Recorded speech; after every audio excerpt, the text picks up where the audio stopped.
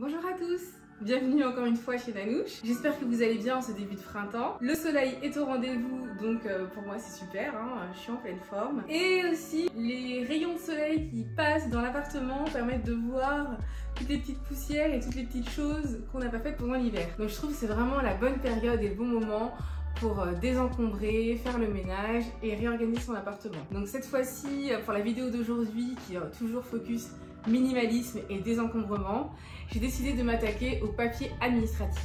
Alors les papiers administratifs pour moi, c'est vraiment une corvée. J'ai une tonne de paperasse que je n'ai pas triée depuis ma première installation en fait. Je pense que j'ai jamais trié. J'ai toujours mis tous mes papiers dans des pochettes et des pochettes. On s'y retrouve comme on peut, mais c'est pas l'idéal. Surtout que j'ai cumulé mes pochettes plus les pochettes de mon mari. Et voilà, maintenant il y a tous les documents qui concernent notre famille. C'est plus tenable d'avoir vraiment cette pile de documents qui ne sont pas organisés et pas gérés. Pour repartir sur des nouvelles bases qui soient plus saines et qui soient plus faciles à entretenir, j'ai décidé vraiment de tout sortir, de tout trier. J'ai tout mis sur la table et je me suis renseignée également sur les durées pendant lesquelles on doit garder certains types de documents. Donc on peut retrouver cette information sur le site du service public et c'est vrai que c'est une bonne base pour savoir les documents qu'il faut garder à vie, ceux qu'il faut garder 10 ans, 5 ans ou une année. Comme ça évite de garder des papiers inutilement en fait lorsqu'ils n'ont plus vraiment d'intérêt. La deuxième étape, ça va être de trier maintenant.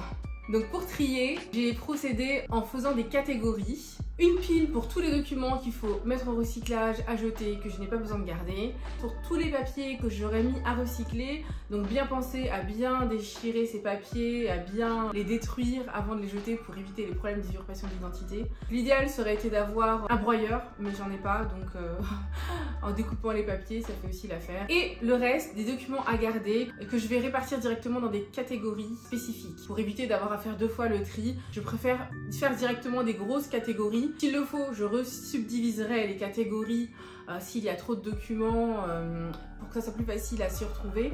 Mais déjà, j'ai fait mes catégories pour pouvoir trier mes documents et être sûre d'avoir chaque chose bien séparée pour pouvoir m'organiser par la suite. Au niveau des catégories, pour moi, j'ai défini 6 catégories. Vous n'aurez pas forcément les mêmes parce qu'en fonction de la composition de votre famille, si vous êtes seul, en couple ou avec des enfants, vous aurez peut-être des documents supplémentaires, mais pour moi, il y avait essentiellement la catégorie travail, la catégorie maison, école, voiture, finances et santé. Donc, une fois que j'ai bien toutes mes piles de papier classées par catégorie, maintenant, la question qu'il faut se poser, c'est comment faire pour les ranger, pour les organiser et pour s'y retrouver facilement. Il est important de mettre en place un système pour manager ces papiers à la maison et pour éviter de se retrouver encore avec des montagnes de paperasse et de devoir faire le tri tous les ans. Le but, c'est de faire le tri une fois pour toutes. Là, ça m'a pris quand même 2 bonnes demi-journées, donc j'espère ne pas avoir à refaire un tri aussi conséquent. Et donc, mettre en place un système facile à suivre, c'est vraiment très important pour éviter de se retrouver sous des montagnes de papier. Le premier aspect de mon système, ça va être de privilégier la dématérialisation. Aujourd'hui, c'est pratique de pouvoir mettre directement sur les différents sites fournisseurs d'accès ou différentes factures d'énergie qu'on reçoit, de choisir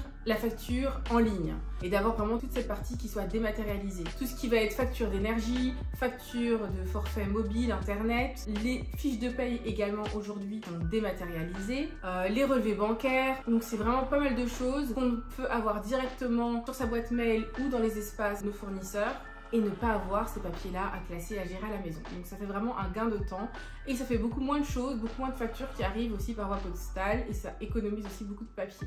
La deuxième chose qu'il est possible de faire, c'est de scanner également certains documents importants que l'on souhaite garder en version digitale, mais après ça fonctionne pour les garanties de certains appareils, pour des choses comme ça, mais pour les documents vraiment officiels, parfois il faut vraiment garder l'original. Donc renseignez-vous avant de détruire un original, même si vous avez fait des scans de vos documents. Et enfin, la mise en place d'un système pour traiter tous les documents qui rentrent dans la maison. Tous les papiers qui rentrent dans la maison doivent pouvoir être facilement traités. Donc aujourd'hui, je me suis inspirée de la méthode Marie Kondo qui est vraiment très bien parce que pour elle, les papiers, soit ça se jette, soit ça se traite. Donc je trouve que c'est vraiment très bien résumé. On jette, on traite ou on classe éventuellement pour les choses qu'il faut garder. Donc du coup, je me suis pris 3 bannettes sur lesquelles j'ai écrit donc du coup à traiter, en cours et à classer. Dans la banette à traiter, je vais mettre tout le courrier entrant qui nécessite une action de ma part.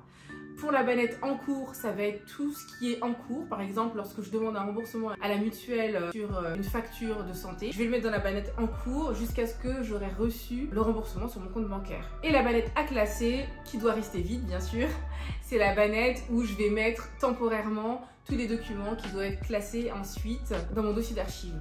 Donc ce que j'ai fait, c'est que j'ai acheté une boîte d'archives dans laquelle j'ai des dossiers suspendus pour pouvoir mettre tous les papiers pour chaque catégorie, les uns après les autres, et si besoin également dans des sous-pochettes, pour pouvoir m'y retourner plus facilement. Donc là, l'objectif c'est en fin de semaine vraiment qu'il n'y ait plus rien dans la banette à classer, et vraiment le fait d'avoir ces 3 catégories, ça permet de, dès qu'on s'installe au bureau, de savoir directement qu'est-ce que j'ai à faire, quelles sont les factures qui sont à payer, et de ne pas avoir tous les papiers mélangés ensemble. Pour aussi éviter que tout s'accumule, s'empile et se superpose, c'est vrai que je trouve que le système de banette verticale est plus intéressant que le système de range documents horizontal, parce que les papiers sont empilés les uns pour les autres, et là vraiment à verticale on retrouve assez facilement tout ce dont on a besoin, et pour moi c'est vraiment un gain de temps. Et la dernière chose aussi dans le système à mettre en place, c'est tous les courriers qu'on reçoit, vérifier si certaines choses ne sont pas dématérialisables, et certaines lettres d'information qu'on reçoit, on recevait des lettres d'information de nos complémentaires santé par exemple, aller sur le site de celle-ci et se désinscrire de toutes ces lettres qu'on reçoit des fois de manière automatique. Parce qu'il y a les newsletters sur les mails, et il y a aussi les courriers qu'on reçoit. Ça fait vraiment beaucoup de choses qui arrivent chez soi, beaucoup de choses à traiter. Et on n'a pas besoin de tout ça, ça rajoute de la charge mentale supplémentaire. Donc vaut mieux éliminer tout ce qui est possible à la source pour vraiment, lorsqu'on a un papier qui arrive dans la boîte aux lettres, que ce soit des choses dont on a besoin et des choses importantes. Et enfin, pour limiter tout ce qui est pub, carte de restaurant, etc., j'ai un stop pub sur ma boîte aux lettres, ça marche.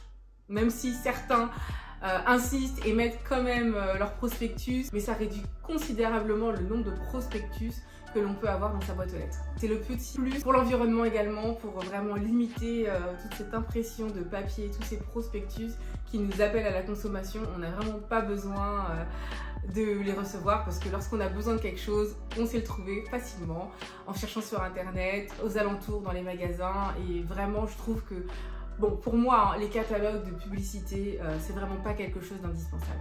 Donc voilà, donc ça c'était ma petite vidéo pour partager avec vous comment je trie, organise mes papiers pour pouvoir y voir plus clair et pas avoir de factures en retard ou de choses comme ça, parce que les factures étaient sous une montagne de papier. J'espère que cette vidéo vous a plu et qu'elle vous motive à faire de même chez vous, à trier vos papiers. Vous êtes peut-être déjà au point, moi c'était pas du tout le cas, donc si c'est le cas, c'est super.